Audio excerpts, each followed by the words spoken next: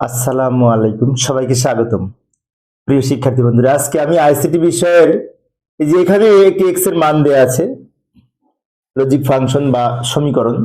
তো এই ফাংশন ব্যবহার করে আমরা সত্যক সারণী কিভাবে অঙ্কন করব। ছকের মাধ্যমে সত্যক সারণী অঙ্কন করতে হয়, তাই না? এখানে এদিক থেকে লিখতে লিখতে যাব। যেমন এ আছে, বি আছে, তো এ লিখবো, বি লিখবো। এ নট আছে, বি নট আছে, এ নট আছে, বি নট লিখবো। আবার এ এর সাথে বি নট গুণ করে এই লাইনটা হবে। আবার এ নটের সাথে বি গুণ করে এই লাইনটা হবে।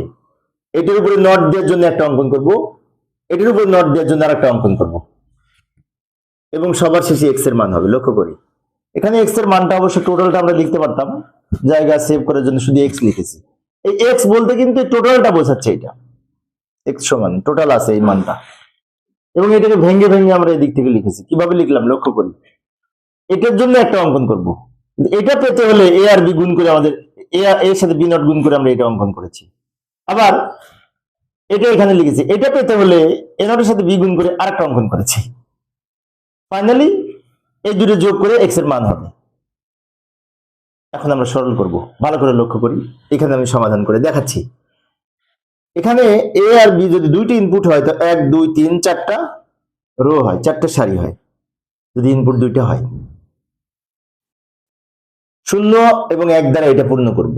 যেমন বি এর নিচ থেকে লেখা শুরু করব, 0 বাইনারি, 1 এর বাইনারি, 2 এর বাইনারি, 3 এর বাইনারি, আর বাম দিকে 0 দ্বারা পূর্ণ করে দিব।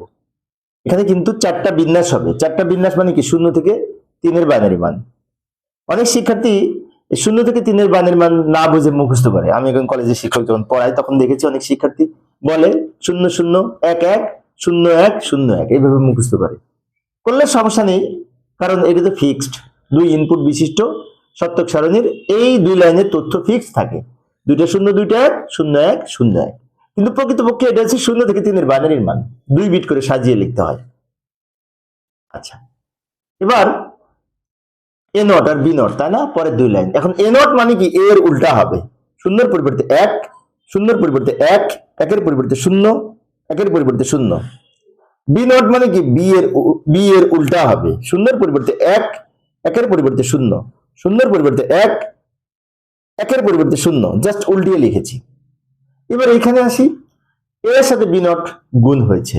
এখন এ হচ্ছে এই লাইনটা, বি নট হচ্ছে এই লাইনটা। তার মানে কি? এই দুটো লাইন গুণ করে লিখবো।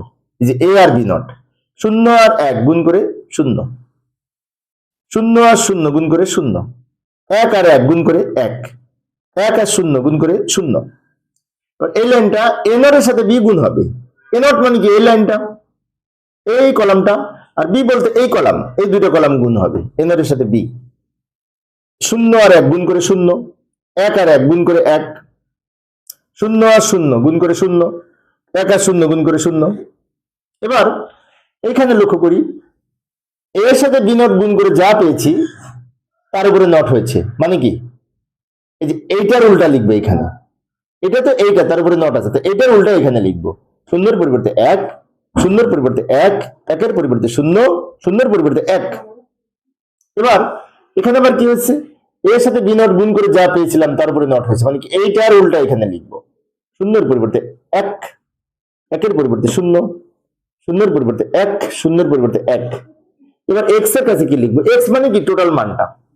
এক্স এ এইটা আর এইটা যোগ, মানে কি? এইটা আর এটা যোগ করে এখানে লিখবো, কারণ এটা হচ্ছে এইটা আর এইটা হচ্ছে এটা, তো এই দুটা মাঝখানে যোগ আছে, তো যোগ করে এখানে এক্স এর মান লিখবো। যেমন 1 1 যোগ করে 1, 1 0 যোগ করে 1, 0 1 যোগ করে 1, 1 আর 1 যোগ করে 1। এই হচ্ছে সত্যক সারণী। সহজ ছিল, কিন্তু এই বিন্যাসটা একটু খেয়াল রাখতে হবে। কয়টা কলাম হবে, কোন ঘরে কি লিখতে হবে, এটা গুরুত্বপূর্ণ। প্রিয় শিক্ষার্থী বন্ধুরা, এই ছিল আজকের আলোচনা। আমি শিক্ষার্থীদের অনুরোধে অল্প অল্প করে আলোচনা করি, যাতে শিক্ষার্থীরা বোরিং ফিল না করে। পরের ক্লাসটি দেখার আমন্ত্রণ রইল। খোদা হাফেজ।